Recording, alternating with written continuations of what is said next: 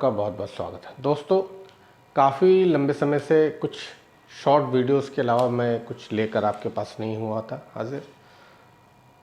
अब फिर से मैं लीगल सीरीज़ में अपने नए सेगमेंट में आपके सामने नए लॉज रिलेटेड लेक्चर्स लेकर आऊँगा और आप सभी से मेरा अनुरोध है कि अपने बहुमूल्य राय मुझे ज़रूर बताएं कमेंट बॉक्स करके।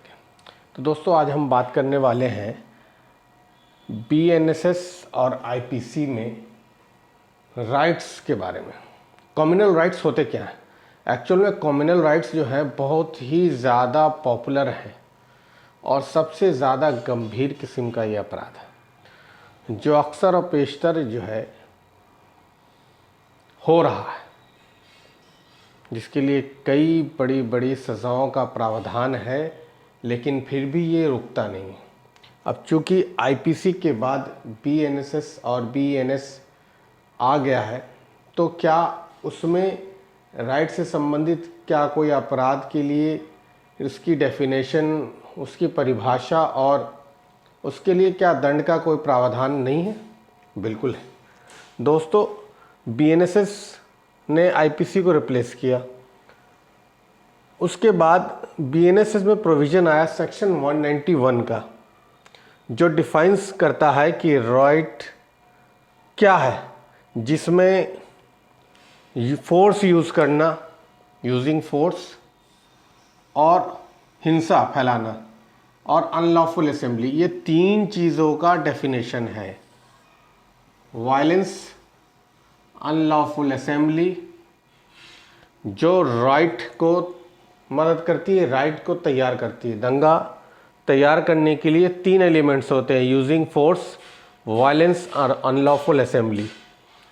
अब सेक्शन 192 जो है वो डिफाइन कर रहा है। क्या डिफाइन कर रहा है? डील्स विथ इंटेंशनली, यानी उद्देश्य के साथ। एक शब्द है मेंसरिया, चूँकि जिसको कहते हैं क्रिमिनल मानसिकता, यानी अपने इंटेंशन के साथ किया हुआ कार्य, यानी कार्य करने वाला व्यक्ति, उसका इरादा इस काम को करने के लिए हो तो वो कहलाता है इंटेंशनली। और अगर उसकी इस कार्य को करने के लिए इंटेंशन नहीं थी, अनइंटेंशनली ये कार्य हुआ, तब उसको किसी और परिभाषा में देखेंगे। अब प्रोवोकेशन, यानी भड़काना, प्रोवोक करना, चिढ़ाना, ऐसे मामलों को दंगा में इस्तेमाल करने के लिए यूज़ किया जाता है। कैसे यूज़ किया जाता है? कहीं अनलॉफुल असेंबली को तैयार करना, यानी भीड़ जमा करना, भीड़ को इकट्ठा करना, जहाँ 10 लोग, 20 लोग, 5 लोग से ज़्यादा इकट्ठे हो जाएं, वो वहाँ एक असेंबली हो गई। अब असेंबली लॉफुल है या अनलॉफुल है, ये उसकी उद्घोषणा से समझ में आती है, उसकी डिक्लेरेशन से समझ में आती है, जब वो डिक्लेयर करता है कि किस पर्पस के लिए ये जो असेंबली है वो लाई गई है, उसका उद्देश्य क्या है। अब सेक्शन 189 में डिफाइन किया गया अनलॉफुल असेंबली को। 5 से ज़्यादा लोग और उस असेंबली में कॉमन इलीगल ऑब्जेक्ट्स हों, यानी वो जो ऑब्जेक्ट इस्तेमाल हो रहे हैं उसमें हथियार हों, वेपन्स हो, वो कैसे हैं? इलीगल यानी गैर कानूनी, जिसकी सरकार इजाज़त नहीं देती है। धारदार हथियार, तलवार, बर्छी, कुल्हाड़ी, कटारी, चाकू, छुरे, बंदूक, पिस्टल, कट्टे, जिसकी सरकार ने अनुमति नहीं दी है। सच एज ओवरगोइंग गवर्नमेंट अथॉरिटी और कमिटिंग ऑफेंस। अब इन सब चीज़ों का इस्तेमाल राइट के लिए किया जाता है, ताकि राइट करने के लिए पर्पस, 5 से 10 लोग तो राइट करेंगे नहीं, 5 से ज़्यादा लोगों का भीड़ जमा करना और उनको भड़काना, चढ़ाना, किसी ख़ास मकसद के लिए, लूटपाट के लिए, फसाद के लिए, आगजनी करने के लिए, हिंसा करने के लिए, ऐसे पर्पस को ही राइट कहते हैं। या किसी धर्म विशेष के प्रति अपनी नफ़रत को जगज़ाहिर करने के लिए या उनके नरसंहार के लिए। लोग देखने में राइट का पनिशमेंट जो है,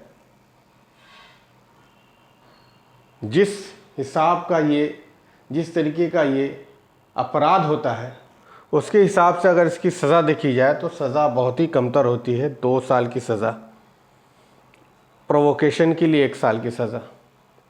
अब इसमें भी कंडीशन है। अब अगर कोई सिर्फ प्रोवोकेशन करता है, यानी किसी को बहकाता है, भड़काता है, चढ़ाता है, तो उसको 1 साल और फाइन यानी जुर्माना, दोनों भी हो सकता है, या सज़ा हो या जुर्माना हो, या दोनों हो सकते हैं अगर दंगा होता है तो। अगर दंगा नहीं होता है, उसके प्रोवोकेशन में लोग नहीं आते हैं, उसके बहकाने में नहीं आते हैं, तो 6 महीने की सज़ा और फाइन या दोनों हो सकते हैं। अब दंगा करने के लिए 2 साल की सज़ा का प्रावधान है, जुर्माना भी है और सज़ा का भी प्रावधान है। पेनल्टी जो है वो बढ़ाई जा सकती है। कोर्ट ये देखेगी कि क्या पेनल्टी बढ़ाई जाए या घटाई जाए। घटाने का, बढ़ाने का जो विवेकाधिकार है वो न्यायालय के पास है कि वो पेनल्टी क्या लगाती है, उस दंगे से कितना नुकसान हुआ है, किनके लिए, कौन कौन लोग इसमें डेडली वेपन्स के साथ थे। इसमें भी कई चीज़ें आती हैं। उस भीड़ में शामिल लोग कौन थे, उनकी शिनाख्त क्या थी, उनका रोल क्या था, क्या वो लूटपाट कर रहे थे, दंगा कर रहे थे, फसाद कर रहे थे, आगजनी कर रहे थे, या क्या कर रहे थे। उनके हाथ में हथियार थी तो कैसी थी, आर्म्ड थे, डेडली वेपन्स थे, धारदार हथियार थे, चाकू थे। ये सारी चीज़ें जब कोर्ट के समक्ष आती है ड्यूरिंग ट्रायल, तब कोर्ट जो है इस मामले को अपने विवेकाधिकार के हिसाब से पेनल्टी और जुर्माने की रकम तय करती है। सज़ा 2 साल अधिकतम। उसके अलावा कोर्ट स्पेशल सर्कमस्टांसेस में सेक्शंस को इंक्रीज़ कर सकती है, सेक्शन बढ़ा सकती है, और ये सारी संभावनाएं ड्यूरिंग ट्रायल में होते हैं। लेकिन बात इतनी है कि राइट जैसे गंभीर अपराध अक्सर हिंदुस्तान में होते रहे हैं और ये नहीं होने चाहिए। इसकी रोकथाम के लिए जो कानून का इम्प्लीमेंटेशन है वो अच्छा होना चाहिए। अगर इम्प्लीमेंटेशन अच्छा होगा तो इस तरह की घटनाएं और इस तरह के अपराध नहीं होंगे। तो दोस्तों, मैंने ये शॉर्ट ब्रीफिंग एक तैयार की थी उन those students who are appearing for a law examinations और any judiciary preparation and for practicing advocate, learned younger practicing advocates, those who are newcomer in my field, then you have note out all the purpose. दोस्तों, अब अगले segment में फिर एक नए topic के साथ आपके सामने हाजिर होऊंगा। तब तक के लिए दोस्तों, जय हिंद, जय भारत।